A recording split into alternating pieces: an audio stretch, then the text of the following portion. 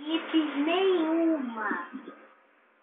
E a Sierra e a Izzy trocam de equipe. E esqueci de falar que Sierra e Alejandro são os novos personagens da temporada. Agora vamos lá. Quem será? Quem será? Quem será? E é Ezequiel. Ele foi o segundo eliminado do Drama Total Turne Mundial. Harold foi o terceiro eliminado da equipe Vitória. Ezequiel era da equipe Vitória. Bridget da equipe Vitória. Leshana da equipe Vitória também. Lindsay da equipe Vitória também. Olha, gente, só tem uma equipe Vitória e um monte nas outras equipes. E quem é eliminado é Izzy e DJ no mesmo episódio.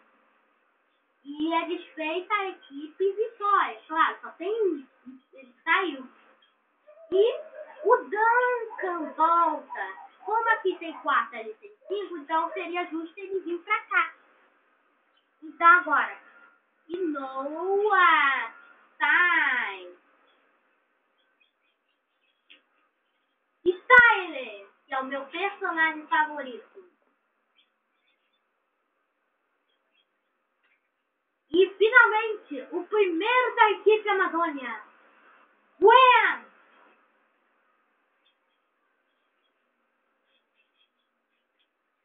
E um novo personagem entra também, Blaney. E Owen tá aqui, certo? Aqui. Aí as equipes são desfeitas. E Owen sai. Olha as equipes. Só tem 1, 2, 3, 4, 5, 6, 7 finalistas. E quem sai é Blaney e Courtney. No mesmo episódio. E agora, os 5 finalistas.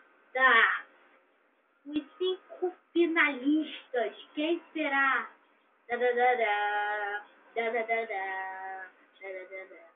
E quem sai é o Duncan. De novo, no Serengeti.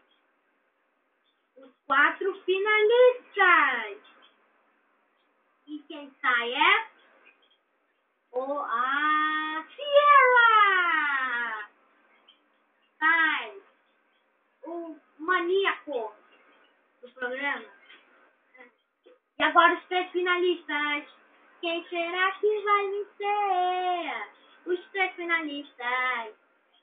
E quem sai é o Code. E agora os 2 finalistas. Quem será que vai sair?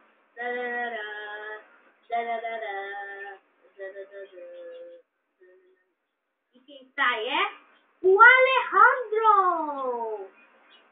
E Heather venceu, certo? Mas eles foram pro Havaí e tinha um vulcão. Ezequiel foi lá, pegou o dinheiro, claro, lutando assim, ó, pegou o dinheiro e caiu do vulcão acidentalmente. Então, na verdade, o Ezequiel venceu. Ele ficou com a grana. Tchau! Até